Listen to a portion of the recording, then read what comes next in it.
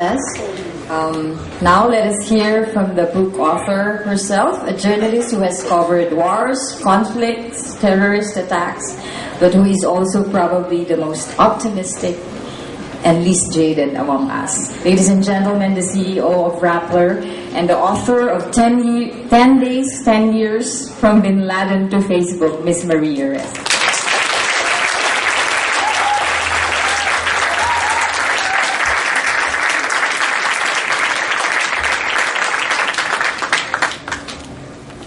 Thank you so much for coming today. And it's a very emotional topic, this one. Hold on, let me get water.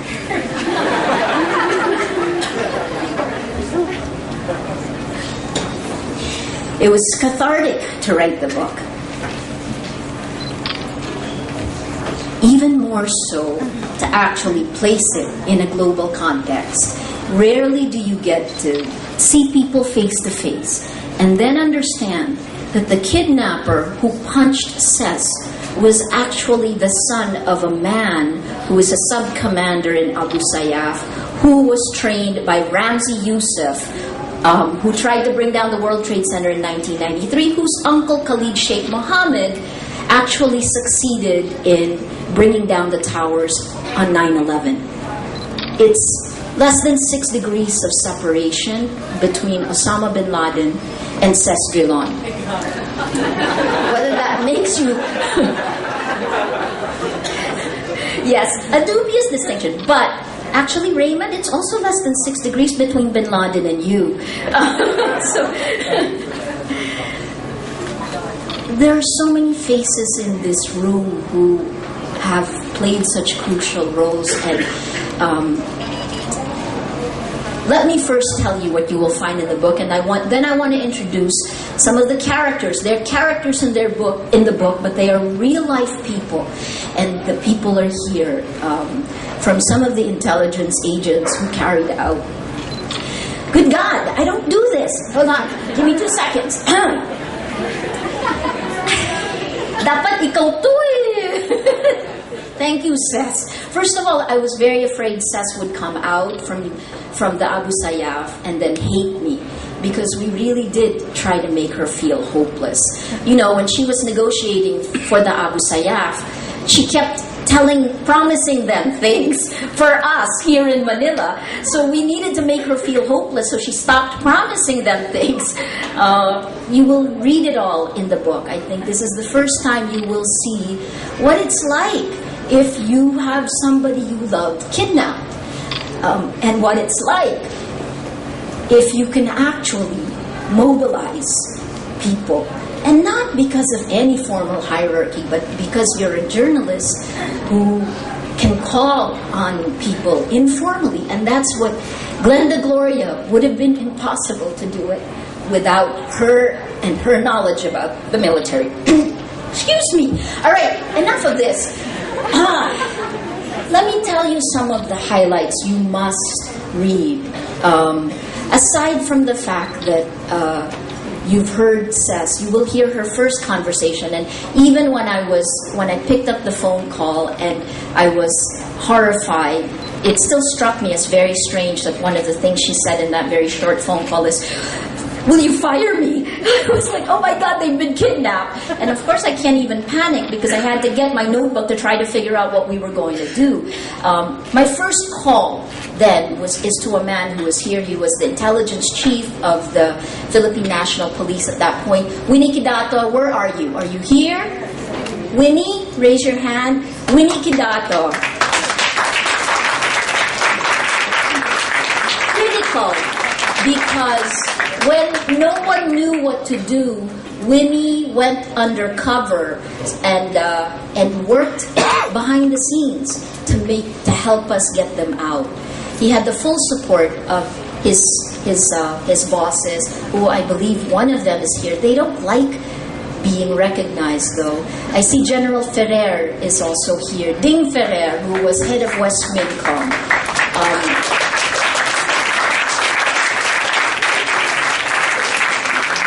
In the book, you will read how the MILF really did shelter Jemaah Islamiyah.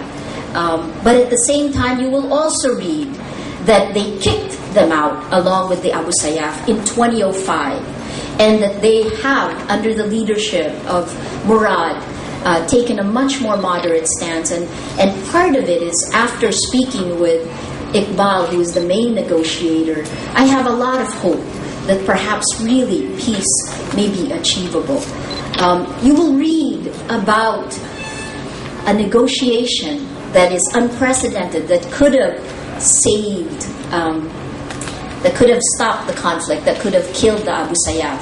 A negotiation that failed, that included the Philippine government, the US government to some degree, and members of the Abu Sayyaf. It set the stage for Sessa's kidnapping because Radulan Sahiron, the most senior member of the Abu Sayyaf, along with Dr. Abu, who was killed in a smart bomb attack, the first in our country in February, they were planning to surrender. And you will hear how interagency rivalry between the police and the military helped kill that deal. You will see it from the eyes of the men and women who had to live through it.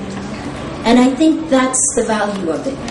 Many people are afraid to come out. There are many more who I didn't name in the book.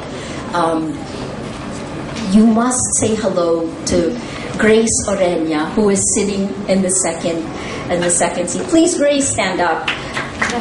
Gretch. This woman negotiated with her sister, who was negotiating for the Abu Sayyaf. You will find some of it ludicrous. You will find that it's bizarre. This is the way things really work. Part of the reason I wrote the book is because I feel sorry for anyone in the position we were in. If you have somebody you love kidnapped by the Abu Sayyaf, what do you do? This gives you what we did, but it is by no means a surefire way of doing it. You must meet Jimmy Encarnacion. Jimmy, where are you? Jimmy, come here. Right in the middle. See the handsome gentleman with the devilish smile was kidnapped by the Abu Sayyaf with Sess. He was her cameraman, and even while in captivity, he kept his camera rolling, and that is part of the reason you have pictures in the book. They were in constant fear that the Abu Sayyaf would notice he was rolling, in which case he would have been killed. Along with Jimmy is Angelo Valderrama. Angel, are you here? You are here.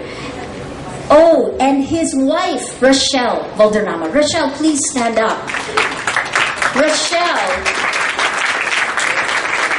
was in our crisis committee, and you will read about what happened when Angel is released, but Jimmy and Sess were still stuck in the jungle.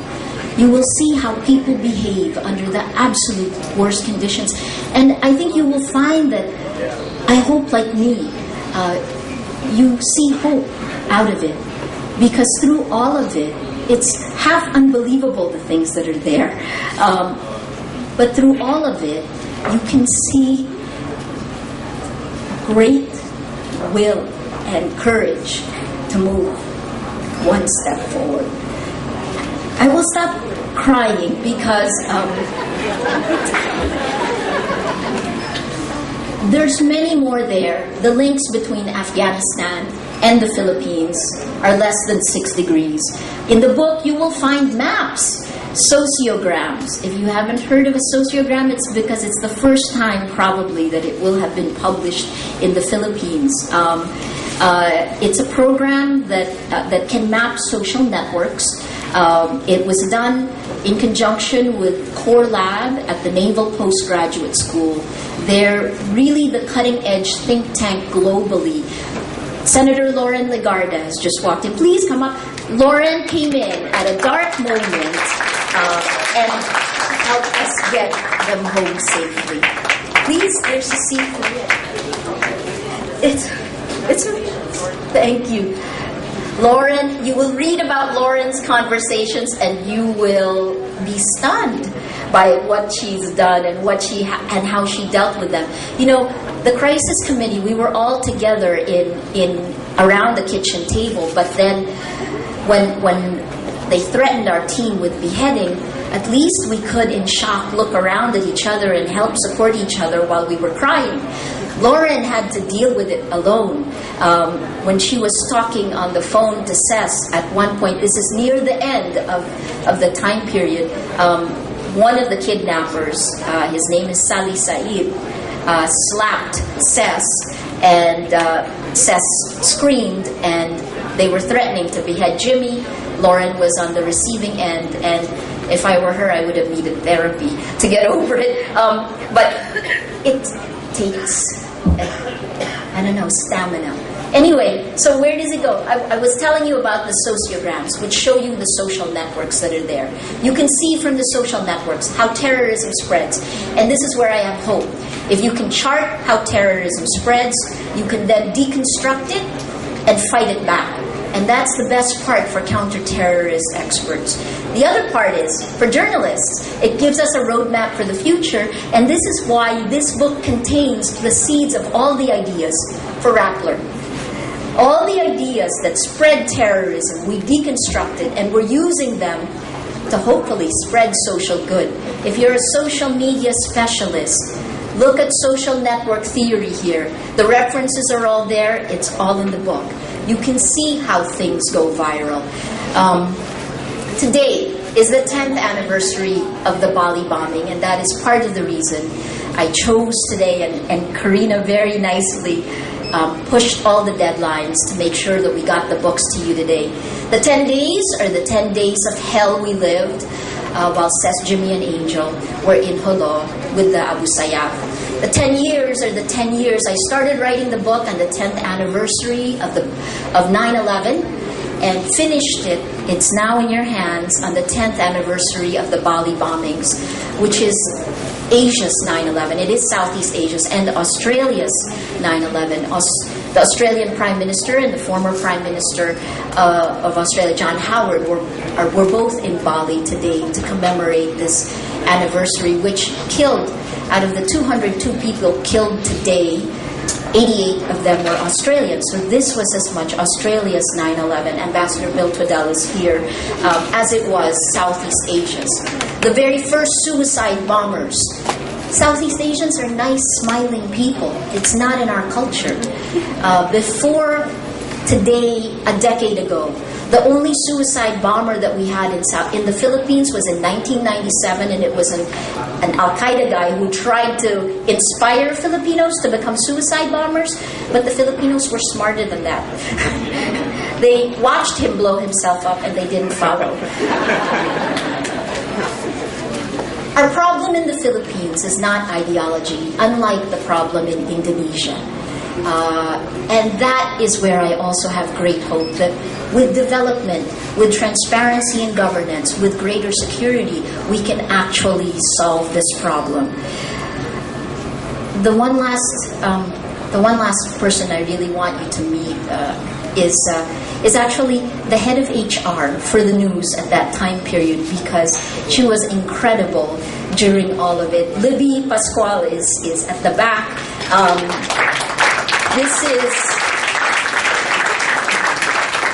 You will read in the book how once we found out that they were kidnapped, we asked for an embargo from our fellow journalists.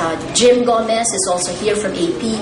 Jim has focused and followed Al-Qaeda and MILF and JI and the Abu Sayyaf as staunchly as I have through the years. Libby sat there and helped chart two paces ahead of me. We set up our crisis committee at the Discovery Suites. All of it is there. I hope it helps you see the way things are. It is all about people. I have studied this for a long time, but this is the reason why I get emotional about it is this instance reminded me that terrorism is not about ideas out there. It is about people you love. It's about God. Terrorism is actually about a clash in values. It's an exclusionary idea of the world that we need to fight at an ideas level. There's so much more. I will shut up and answer your question. Thank you. There are so many faces here. I would love. Thank you so much for coming.